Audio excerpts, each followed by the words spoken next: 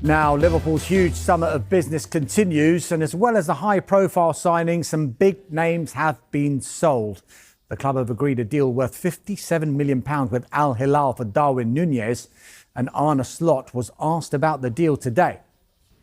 I can talk to you about Hugo, which we've signed recently and has done really well till now. We are very happy with the squad we are having. And there's every reason to be happy about that because we won the league last season. Okay, players left, but we've brought players in as well.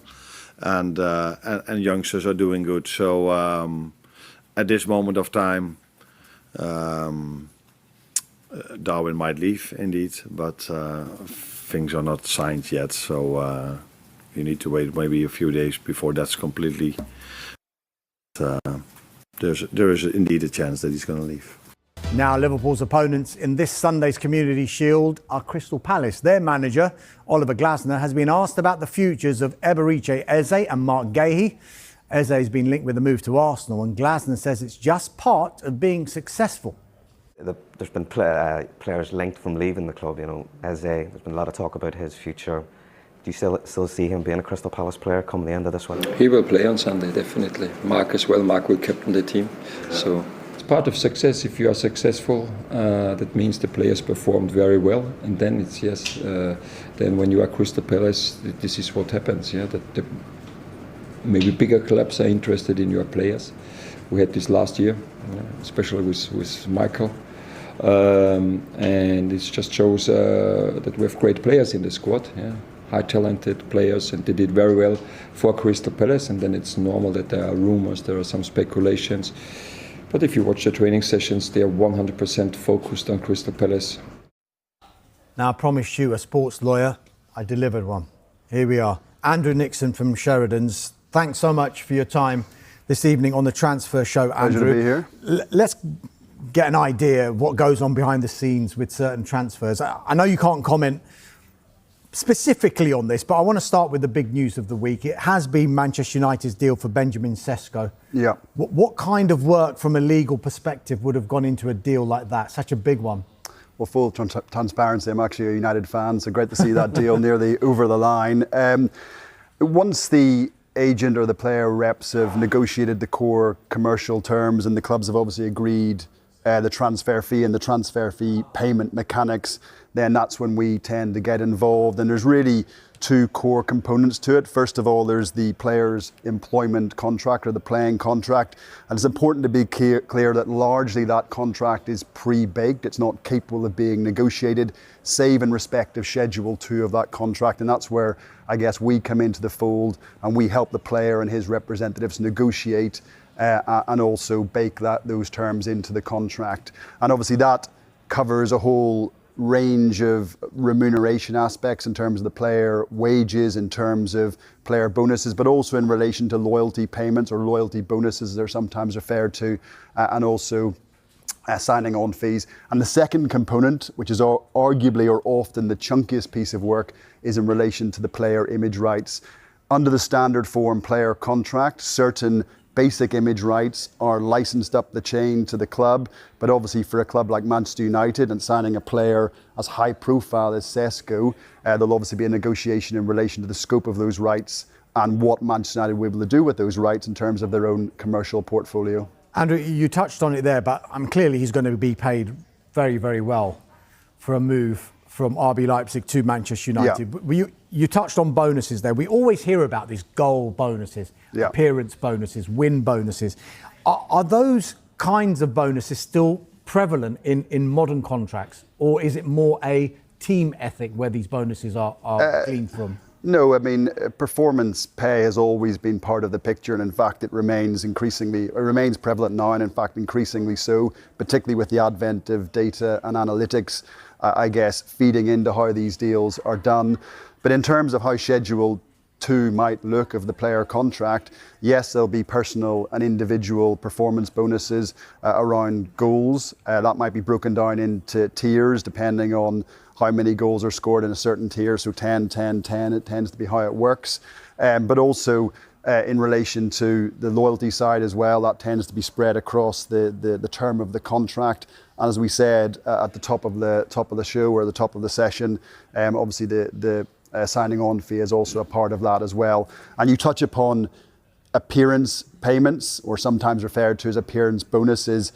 That tends to work based upon the principle of a ratchet on a salary, based upon hitting a certain number of Premier League games. So it tends to be around 25. But there's also an interesting negotiation over that, because from the player perspective, you want to activate that payment, or at least activate the appearance as soon as the player steps on the field of play. Whereas obviously the club might want to narrow that and obviously attach the activation to a start as opposed to just an appearance. Yeah. How busy is the transfer window for you? And who do you usually represent? Is it the club or is it the player? Dealing with the second question first, we tend to work player side, and that's really just a case of supply and demand, because obviously most of the clubs are obviously very well serviced by excellent in-house legal teams and excellent in-house football operations departments. So just by dint of the market, that tends to be where our flow of work comes from. So it tends to be player side work.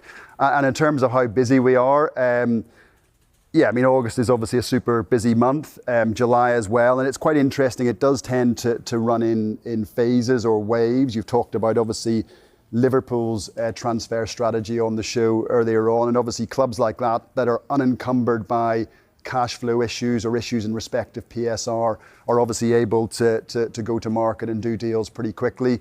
Then you have the flow of deals in relation to those clubs which I guess have to cut their cloth accordingly and perhaps need to get players out in order to get players in.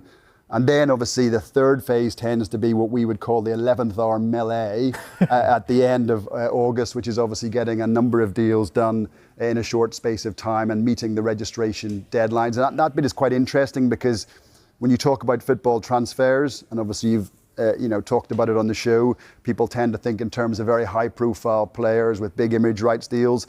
At that part of the window, you're often doing deals in relation to players who aren't necessarily household names, but nevertheless no less important for the clubs involved. Are you able to tell us what you've worked on this window at all? And I'm not going to go into any specifics as much as I'd like to. But look, we're obviously privileged as a team and as a firm to work on some of the biggest transfers, and that actually segues into the women's game as well. We're very fortunate to do a lot of work in women's football, and obviously with the success of the Lionesses, we expect to see a bump in the WSL transfer dealings up to their window closing on the 4th of September.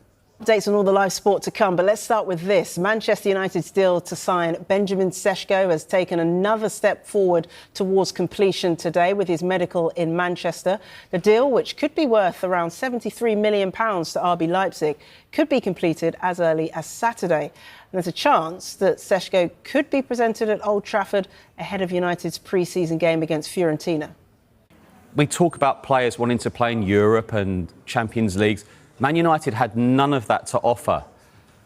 But you do wonder, he's 22 years of age. We might be sitting here in 12 months' time talking about Manchester United being back in the Champions League. We don't know.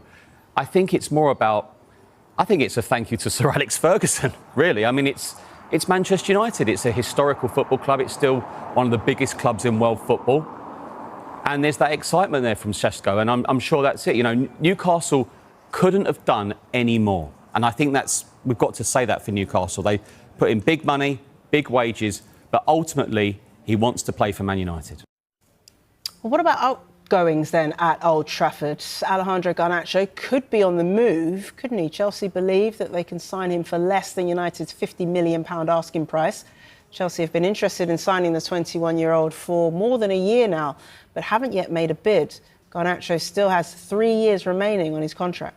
One thing we've known all summer is that Chelsea like the player, but Manchester United want £50 million to sell Alejandro Garnacho this summer.